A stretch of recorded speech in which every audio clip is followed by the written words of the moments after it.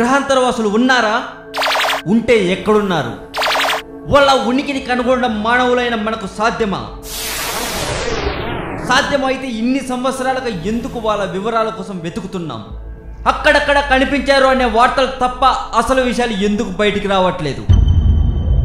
వీటన్నిటికీ సమాధానం దొరకాలంటే ఎవరిని, ఎక్కడ, ఎప్పుడు, ఎలా కలవాలి, ఎలా తెలుసుకోవాలి అని మీకు ఉందా? అయితే మరింత గ్రహాంతరవాసుల సమాచారం తెలుసుకోవడం కోసం మా ఛానల్ని సబ్స్క్రైబ్ చేయడం మాత్రం మర్చిపోకండి. మనిషి పుట్టుకకు ముందే మనం వాడుతున్న ఇలాంటి మొబైల్స్ని గ్రహాంతరవాసులు వాడేశారా? వాడితే వాళ్ళు వాడిన మొబైల్స్ ఎలా ఉండేవి? అందరికీ తెలిసిన విషయం గ్రహం బెల్ టెలిఫోన్ను కనుగొన్నాడు అని. కానీ దాదాపు 800 ఏళ్ల క్రితం ఫోన్ తవ్వకాల బయటకు వచ్చింది. అంటే మనం ఫోన్ కనిపెట్టక ముందే ఇంకెవరో ఫోన్ వాడారు. ఆ వాడినది గ్రహాంతరవాసులా? ఆస్ట్రియా దేశంలో ఆర్కియాలజిస్టులు మొబైల్ ఫోన్ ఆకారంలో ఉన్న ఒక మట్టి నమూనాను కనుగొన్నారు. దీనిపై సెల్ ఫోన్ మీద నంబర్ల సుమేరియన్ అక్షరాలున్నాయి. అయితే అది గ్రహాంతరవాసులు వాడిన మొబైలా?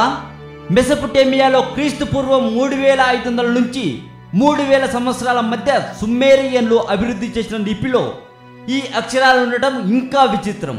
గ్రహాంతరవాసుల లిపి ఇదేనా?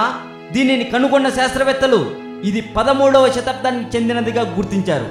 అంటే అప్పటికే భూమిపై గ్రహాంతరవాసుల మనుగడ మొదలయ్యి ఉంటుందా? ఆ మొబైల్ కీబోర్డు మీద ఉన్న అక్షరాలు ఇరాక్, ఇరాన్ భాషకు సంబంధించినదిగా భావిస్తున్నారట శాస్త్రవేత్తలు. ఆస్ట్రియాలోని సాల్జ్బర్గ్ ప్రాంతంలో ఈ వస్తువు దొరకగా ఈ వస్తువు ఏమిటనేది ఇప్పటికీ ఒక మిస్టరీని. అంతేకాకుండా నిజమైన సెల్ ఫోన్ అవునో కాదో ఇంకా తెలియాల్సి ఉంది.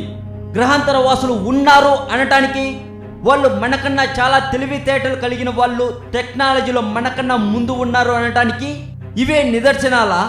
ఇలాంటి మరింత సమాచారం తెలుసుకోవాలని ఉందా? అయితే సమయం వృధా చేయకుండా మా ఛానల్ని సబ్స్క్రైబ్ చేయండి. గ్రహాంతరవాసుల గురించి మీకు తెలిసిన విషయాలు కూడా కామెంట్ రూపంలో పోస్ట్ చేయవచ్చు.